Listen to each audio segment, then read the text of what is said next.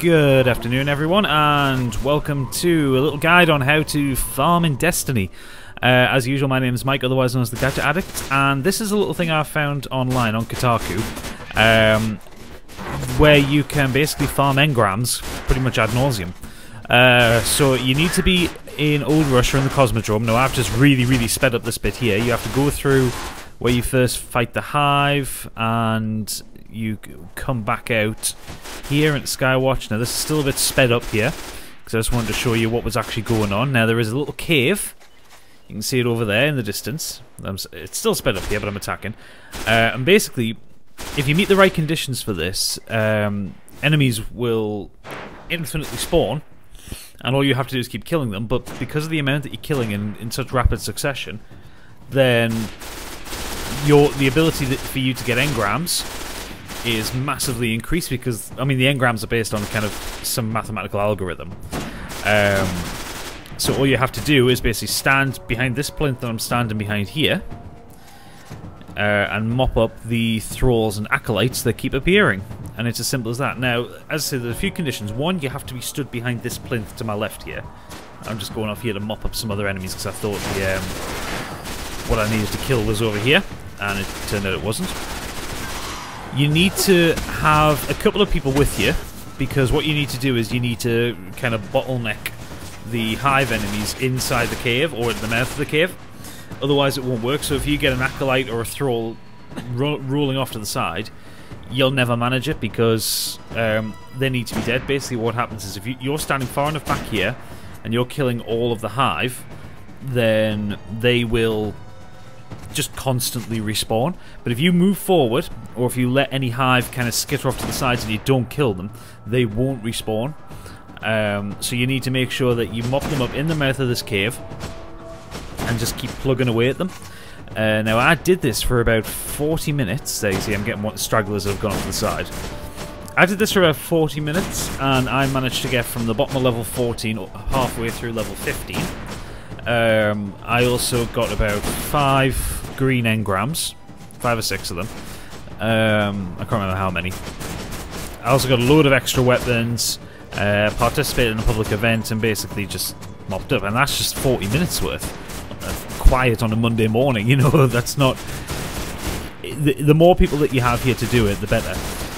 It's better not to do it in a fire team, I find, because when you're in a fire team, you kind of share loot, whereas these people I'm fighting with just happen to be here, and even if I don't get all the kills, we all get the same amount of loot.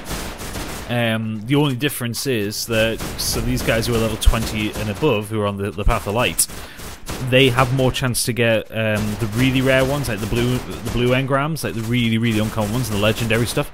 Because I haven't hit level 20 yet, I can only get the green ones, which is fair enough. So, oh yeah, here's the point where we get the public event, so we decide to go and get our loot for the first time here.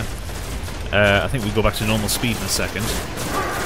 So we kill the last one, but look at this cave, just full of shit. There you go, and I freeze it here. Look at that. Armor, engrams, weaponry, it just instantly, you know, I mean, what was that? I mean, that sped up, that's maybe 10 minutes work from spawning in the Cosmodrome to this point. And then obviously all the ammo there. So the tactic is basically just exhaust all your ammo. Once your ammo's gone, everybody run in, get all your shit, come back out, you've got full ammo again, reload and start again. Dead simple. I mean, what more could you want? This could be good. But, I mean, I know it's been... I don't know why I kept in some of this, because this is kind of unrelated. This is just the public event that happens here. You got to protect this satellite from waves of Hive enemies. There we go, back to it there. So here I am, just with a sniper rifle. Yep, they're just coming to the mouth, and I'm just pounding them. The other guys beside me are using scout rifles and just wailing on them. See, one got away there, and we had to just try and get it down there.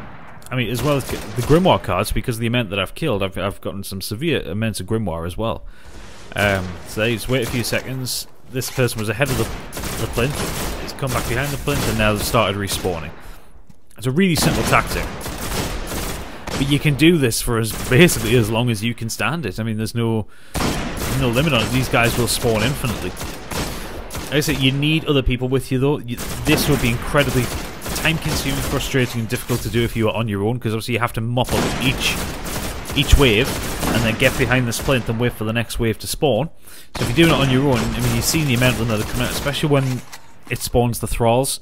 It makes it incredibly difficult, because obviously they just sprint. The Acolytes are a bit easier to manage.